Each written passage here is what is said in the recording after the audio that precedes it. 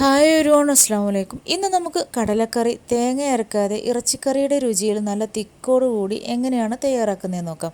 രാവിലെ തയ്യാറാക്കുന്ന ഒരുവിധം അപ്പത്തിൻ്റെ എല്ലാം കൂടെ നല്ലൊരു കോമ്പിനേഷനായിട്ടുള്ള മസാലയാണ് കേട്ടോ ഈ ഒരു കടലക്കറിക്കുള്ളത്.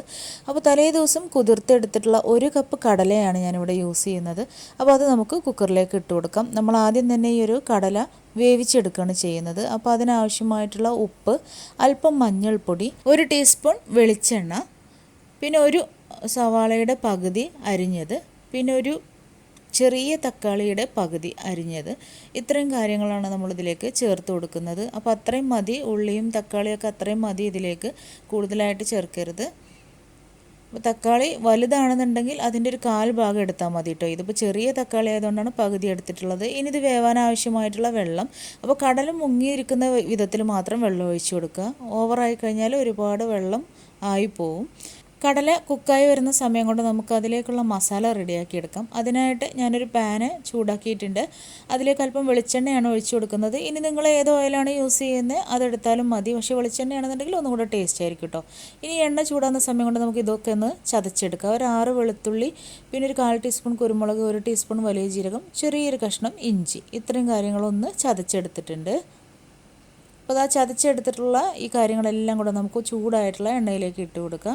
നന്നായിട്ടൊന്ന് വഴറ്റി അതൊന്ന് ബ്രൗൺ കളറാക്കി എടുക്കണം. ആ സമയം കൊണ്ട് തന്നെ നല്ലൊരു സ്മെല്ലായിരിക്കും കേട്ടോ വരുന്നത്.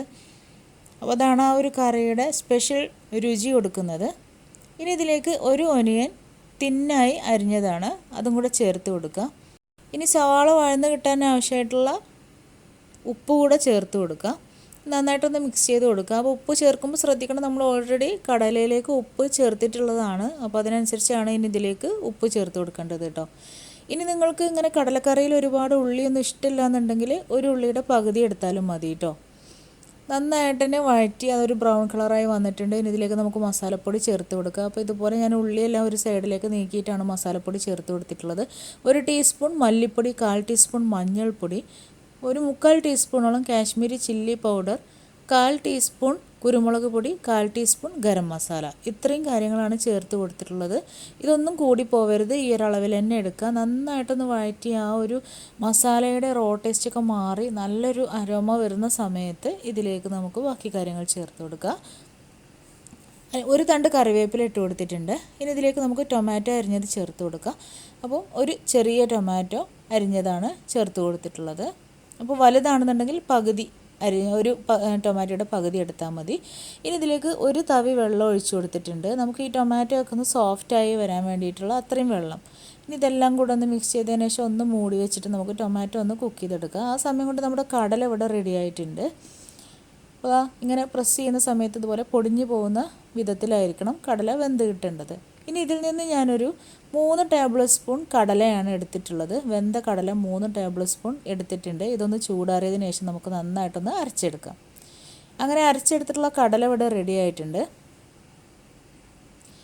അപ്പോൾ നമ്മുടെ ടൊമാറ്റോ ഒക്കെ നല്ലതായിട്ട് സോഫ്റ്റായിട്ട് വന്നിട്ടുണ്ടാവും.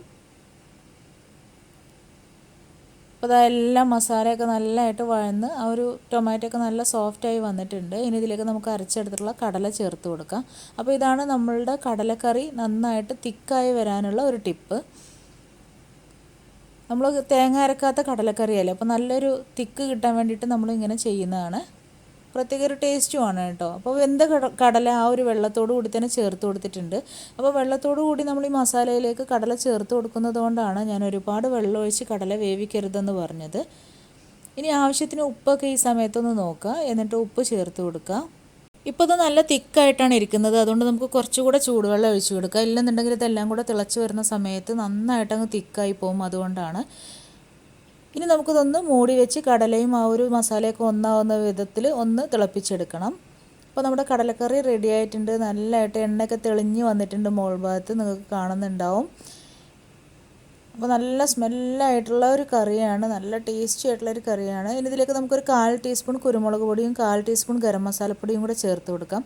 വെളിച്ചെണ്ണയിൽ ചെറിയ ഉള്ളിയും അതുപോലെ തന്നെ വറ്റൽമുളകും കറിവേപ്പിലയും കൂടെ നന്നായിട്ടൊന്ന് മൂപ്പിച്ച് അതും കൂടെ ഒന്ന് ഒഴിച്ചു കൊടുക്കാം. അപ്പോൾ നമ്മുടെ കടലക്കറി ഇവിടെ റെഡി ആയിട്ടുണ്ട്. ഇതൊന്ന് ജസ്റ്റ് ഒന്ന് മിക്സ് ആക്കിയതിന് ശേഷം നമുക്കൊന്ന് മൂടി വെക്കാം. ആ ഒരു വറുത്തൊഴിച്ചതിൻ്റെ സ്മെല്ല് കടലക്കറിയിലേക്ക് ഇറങ്ങി വരാൻ വേണ്ടിയിട്ടാണ്. ഈ ഒരു സമയത്ത് ഫ്ലെയിം ഓഫ് ചെയ്തിടാം. അപ്പോൾ നല്ല ടേസ്റ്റി ആയിട്ടുള്ള തേങ്ങ അരക്കാത്ത ഇറച്ചിക്കറിയുടെ രുചിയിലുള്ള കടലക്കറി ഇവിടെ റെഡി ആയിട്ടുണ്ട്. അപ്പോൾ തീർച്ചയായിട്ടും ഒന്ന് ട്രൈ ചെയ്ത് നോക്കാൻ മറക്കരുത്. ഫീഡ്ബാക്ക് അറിയിക്കുക. വീണ്ടും നെക്സ്റ്റ് വീഡിയോ കാണാം ഇൻഷാ അല്ലാ. Thank you.